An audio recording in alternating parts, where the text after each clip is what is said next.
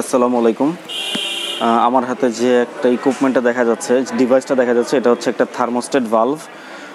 এটা মূলত ইঞ্জিন হেডের সাথে থার্মোস্ট্যাট হাউজিংয়ের ভিতরে থাকে। ইঞ্জিন কুলেন্টের তাপমাত্রা বা ইঞ্জিনের তাপমাত্রা যখন 80 ডিগ্রি সেলসিয়াস থেকে 90 ডিগ্রি সেলসিয়াসের উপরে চলে যায়, তখন এই ভালভটার কাজ মূলত করে। তো আমরা আজকে এই ভালভের বিভিন্ন কম্পোনেন্ট সম্পর্কে জানবো। হ্যাঁ, এই একটা থার্মোস্ট্যাট ভালভ। এই থার্মোস্ট্যাট ভালভের মধ্যে দুইটা ভালভ আছে। একটা হচ্ছে এটা হচ্ছে মেইন ভালভ, আর এটা হচ্ছে ফ্রেম। হ্যাঁ, এটা হচ্ছে ফ্রেম।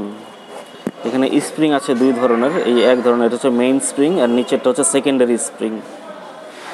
তারপর মাঝখানে একটা সিলিন্ডার দেখতে পাচ্ছি, ওটা হচ্ছে চার্জ সিলিন্ডার। মাঝখানে যে একটা সিলিন্ডার, যে লম্বা লম্বা চার্জ সিলিন্ডার। হ্যাঁ, আর এটা হচ্ছে বাইপাস ভ্যালভ বা সেকেন্ডারি ভ্যালভ। সো এই হচ্ছে একটা থার্মোস্ট্যাট ভালভের বিভিন্ন কম্পোনেন্টস। ধন্যবাদ।